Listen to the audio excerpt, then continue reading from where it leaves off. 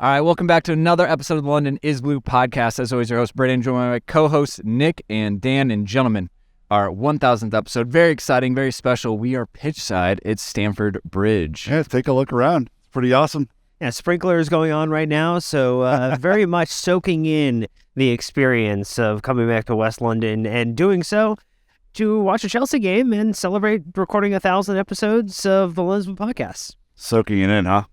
Really? Going with the water bun right now? Yeah?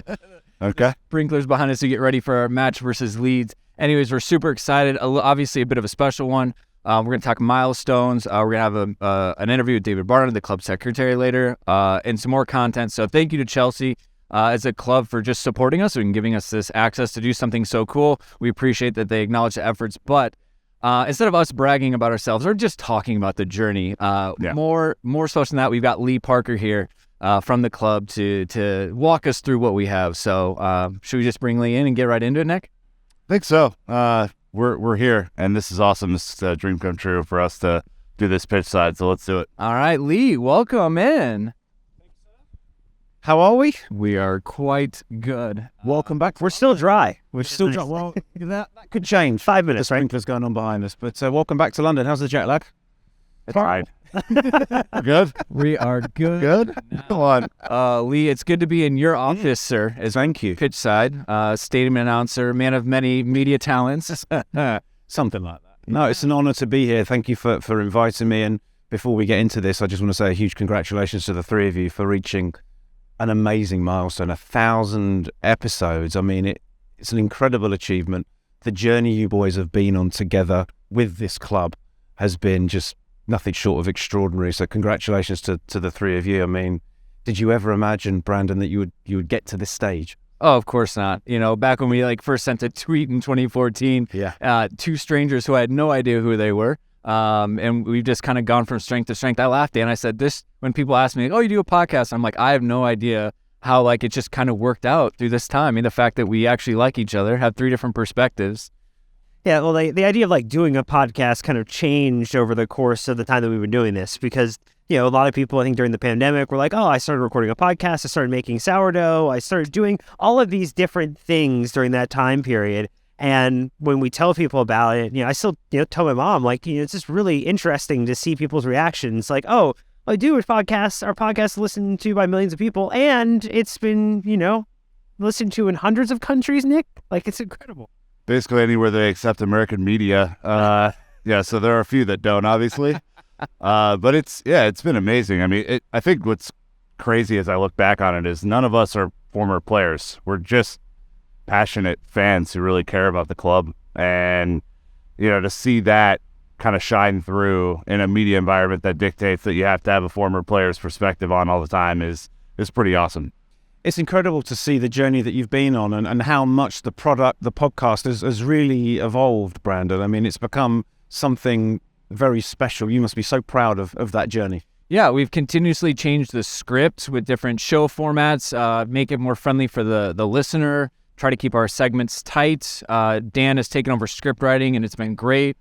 No pressure. It's not at all. It's been good, even when he sets me up for failures, which is... He's a little bit like the anchor man. If you put it in the script, he will read it verbatim. I am Ron Burgundy? Yes. Again, you'd think you could trust someone after 9 years, Lee, but no, lesson learned. I need examples. I need proof of this. We'll get to that. Many.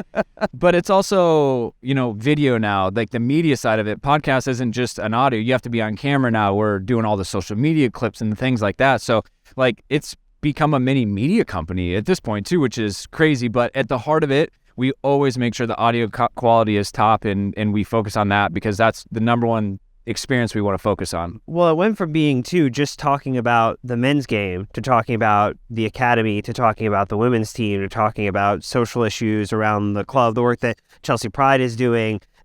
So many things that we've been able to cover that initially we didn't think we'd be talking about in terms of conversation, because originally it was just three people saying, hey, we're going to talk about what's going on in the most recent match. And it's evolved to be so much more and so club holistic in terms of the content we talk about too. Oh, that's right. I mean, we have made a conscious effort to cover the women's team, to cover everything that's going on with the academy, to make sure that we have a really good perspective on Chelsea's history and help to educate folks that way as well. And I'm really proud of that because it's more than just the men's team and what happens on this pitch right here. There's so many different stories and perspectives, as you know from all of your coverage, Lee, that make this club what it is and make it special. It's a very interesting point as well. You talk about that trajectory, and you talked about the Chelsea women. You've followed that timeline, haven't you, since 2014? And it's been an amazing journey for Emma Hayes and a wonderful group of players that you guys have been a part of.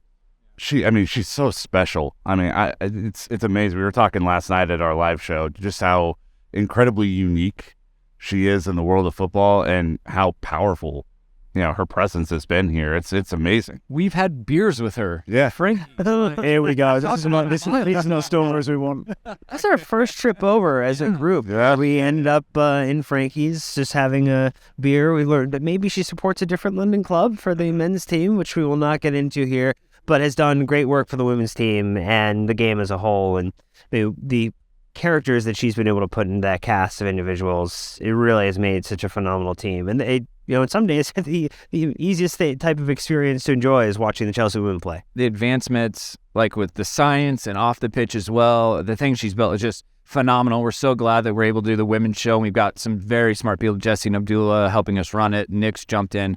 You've got Kirby on the back of that kit. I have a Cuthbert kit, and it's just fun. Yeah. It's a fun group to watch. Yeah, absolutely. My son gets to be mascot in a couple of weeks as well, and he's very, very excited. But here we are back at the bridge. What are your expectations? What are you looking forward to?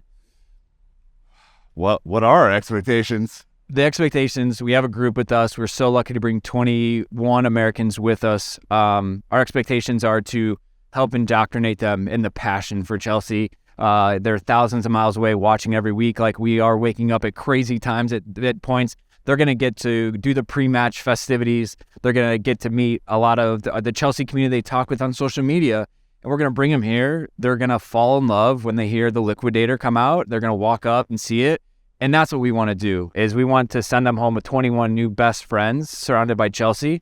And we're hoping, obviously, we get 90 brilliant minutes on the pitch from Graham Potter and the squad. But there's just something special about the pilgrimage, Dan, that when the times aren't great, having friends in it is what makes up for it. Football is community, Chelsea is community. And I think what we've seen over our time in this American sphere, right? The first thing that we got knocks on when we started this was that we had an American.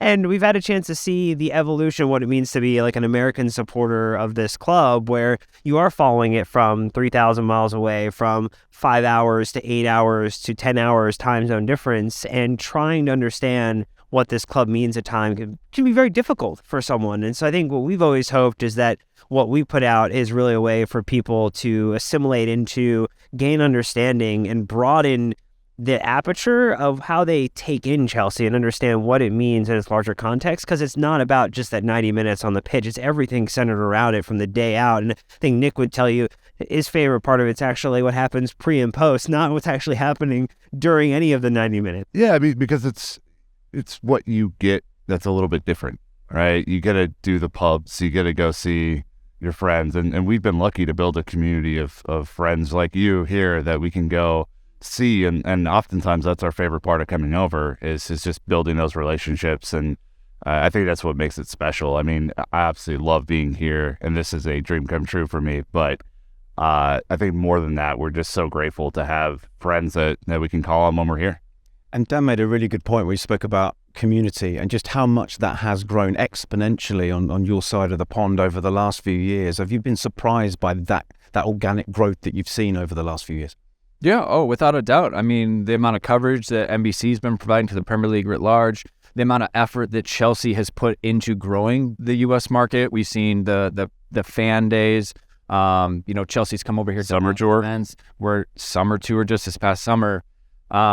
I mean, seeing those stadiums packed with Chelsea fans and things, there's no doubt, and I think as our community grows, that's because just more people are paying attention. And my favorite persona for a marketing perspective is the young dad or the dad with young kids who wakes up at 7 a.m, turns on the TV, and the only sports on is soccer. So they're a soccer fan now. And thankfully, Christian brought a lot of eyes to Chelsea, and they've stuck, which is great. It's also really interesting when you go over, and you've been over a lot. We have unique little cultures now in the States around Chelsea. Every supporters group has a unique little thing that they do. And Milwaukee's great. The Carefree Louisiana guys are incredible. I mean, everybody has their own sort of vibe now, and it's cool to see them bring that over. Like the Dallas guys were over a couple of weeks ago. I mean, it's becoming a thing, and it's fun, and it's unique. It's been an incredible journey. I'm going to go around the three of you and ask what's next. 1,000 episodes is an amazing milestone. Nick, I'll start with you. Where do you go from here? That's a great question. I think we kind of caught the live event bug last summer. We loved doing the kind of pop-up shows at the summer tour, and we're lucky to partner with Chelsea in America on those. And I think just being in front of a crowd gave us energy again, especially after a couple of years of the pandemic and not being able to do the live event stuff. So I hope we get to do more of that as we move forward, because it was really, really special. You know, one game at a time, Lee. 1,001's next. We're just hoping that they put in a lot of effort. Give the PR one. No, I think the live shows are a lot of fun. I want to get the trips going more regularly again. Just the more opportunities we can get Chelsea fans over here, whether it's with us or not. Really want to continue to drive that gap, because, there's something special about making your first pilgrimage here and kind of seeing the team tangibly in person. And so I think between the live shows and essentially the live matches, that's really kind of, I think, the next big thing that I think we can just help provide for fans and continue to build the community. We've always put community at the beginning of this. Our goal is to help educate and bring as many fans together as we possibly can, and meet them on the journey, whether they're brand new or they've been supporting for 10 years or their parents were Chelsea fans for some reason. Just continue to feed their passion of Chelsea with content and great people. I also think, like, I'm going to steal another one, some deeper storytelling opportunities too. We do a lot of very much match-focused, moment-focused stuff. And I think doing some deeper storytelling could be a really great avenue for us to drive now. Yeah, I think there are times when, other clubs, they look at the history, and I think generally you look at Chelsea in a snapshot and people tend to think about more recent history, and there's a lot of really crazy stuff that has happened in this ground in the 1900s up until this point in time, and a lot of that still has to be preserved for future generations. We talked to Rick Glanville quite a lot in terms of the club historian about what has happened and making sure that that is preserved in a way for the future, so that as people continue to come to Chelsea, whether that's through a particular player, whether that's through our podcast, whether it's through the 7 a.m. dad waking up and decided that he likes the color blue, and so that's the team that they're going to choose, we want to figure out how we help make it easier to make that connection, to have that connective tissue with Chelsea, and to go deeper with it. It's been an incredible journey, and I mean, we're here in an empty stadium. It's very much the calm before the storm. Before you know it, it's going to be 40,000 people in there going absolutely crazy. But on behalf of everyone at Chelsea, I'd like to say congratulations, because I think what you do is just absolutely phenomenal. It's a pleasure and an honour to have been a part of that journey, and we look forward to the next 1,000 episodes and beyond. So congratulations, guys. Awesome job. Thanks, Lee. Thanks, Lee.